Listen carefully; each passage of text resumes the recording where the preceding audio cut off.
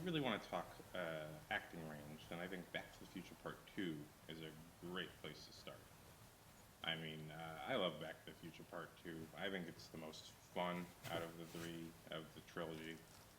Uh, I know one is obviously always going to be the best. You know, it's the original idea, the initial past. But Back to the Future Part 2 was so much fun. And again, talking about acting range, I mean, Thomas Wilson, who plays Biff, if you think about it, he plays five characters in that movie, and all of them are somehow the same character, but in a different point in time. So he plays them all with a different sort of history. So we get to see at first in the opening scene where they reshoot to show, the new Jennifer played by Elizabeth Shue, and they add a little.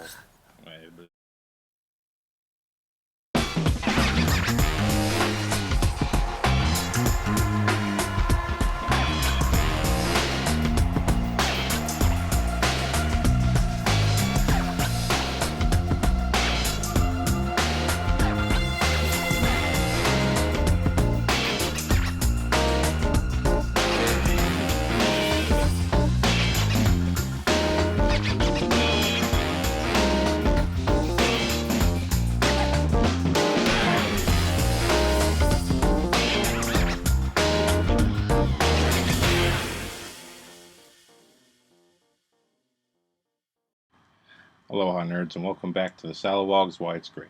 I'm your host, TheSalawag, and on this show I discuss the filmmaking techniques and storytelling choices that make my favorite films great.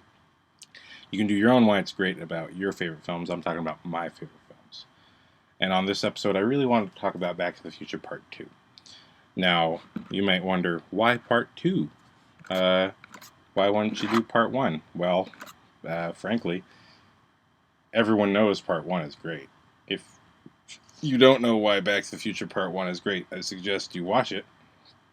And if you have watched it and still don't think it's great, well, I'm sorry. Welcome to Part 2.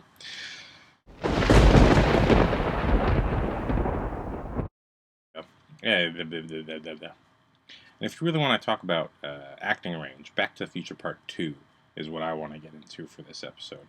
Because Thomas Wilson plays 4 or 5 characters. I mean, they're all the same character, but if you think about the age that each character is, the history each character has, he plays each one differently. 1980s Biff is this hunchback who has become a slave to George McFly because of the events of the first movie. So our introduction to him is this really wimpy hunchback. He's scrubbing Marty's car. And, you can tell he doesn't like necessarily being a hunchback, but he's kind of happier than he was, even when he was the asshole who got whatever he wanted. But then we see future old Biff, and he's still got the hunchback, and now he's got a cane with a fist on it. And this Biff seems to be a little more intelligent. Seems like the intelligence factor has finally caught up to him, and he's paying attention, but he's still living that hunchback life. And another character Thomas Wilson plays is Griff, his own grandson. And now the grandpa has become the hunchback servant of his own grandson. And so you kind of see that this guy who used to be the alpha male type, who was in charge all the time, has been reduced to a minion to his own grandkids, who should be helping him. But this is the world we live in, where, I mean, this happens in the real world as well, where, children and grandchildren take advantage of their parents, and everyone always complains and always wants more and more and more, and nothing's ever enough. And that's really what's happening to old Biff, that he has already been a minion to the guy he bullied in high school, and he's a minion again to his own frickin' family. And he's just not living a very good life. And he overhears Marty McFly uh, and Doc Brown talking about using the almanac to make money in the past and all that, and that's what gives him the idea. And so after he's adjusted the timeline to his liking, We get to see alternate 1980s Biff, who is the alpha male, the ultimate alpha male, like this real dickhead sort of. He owns so many companies, he's making so much money because he's profited from the almanac.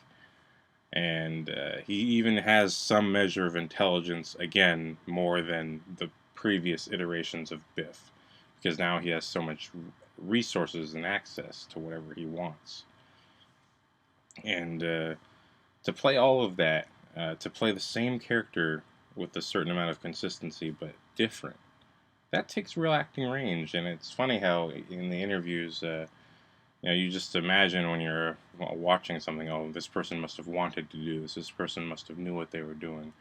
And you see in the interviews, like, they were just happy that they were working. They were happy that they weren't fired. There's literally an interview of Thomas Wilson going, ooh, when Eric Stoltz was fired, I laughed because thank God it wasn't me.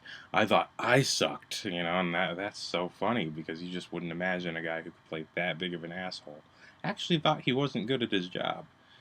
And that's every actor's struggle in making a movie, that often directors don't tell them whether they did good or not. They just keep moving because directors don't care. They're just getting their shot and moving on, and they're not meaning to not tell you, but they're just like, come on, let's go.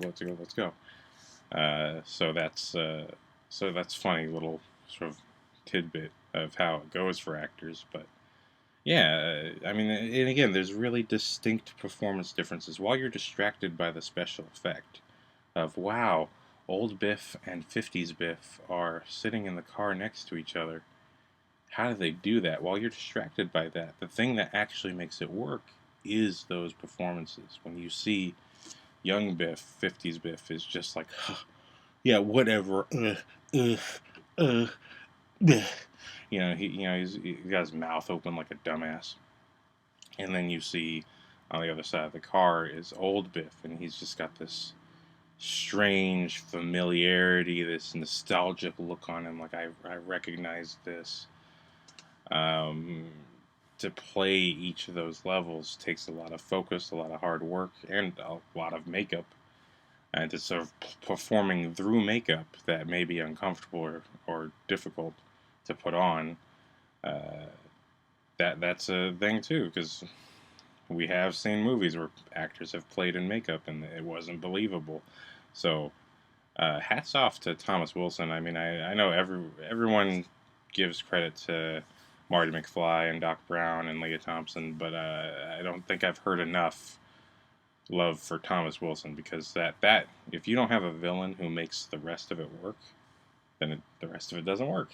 And you don't always need a story that has a villain. I don't subscribe to this idea that every story needs a villain, because if you really know how storytelling works, that there's different kinds of storytelling. But if you're gonna have a villain, then Biff was a great villain, and it's because Thomas Wilson really played each part so well. And I just recently learned in looking up his IMDb that he was in Gargoyles as Matt Stone. I'm like, holy shit. Holy shit. I love Gargoyles. Gargoyles was awesome. So, hats off to Thomas Wilson. That this is my little tidbit about the acting range. But what I really want to talk about Back to the Future is boobs.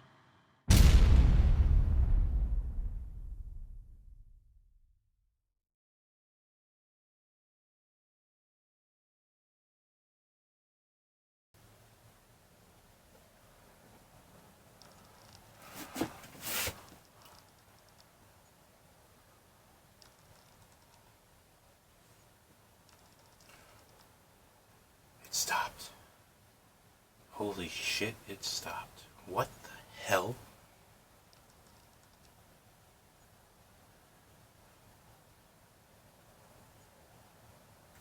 I'm not schizophrenic. I'm not schizophrenic. I'm not schizophrenic.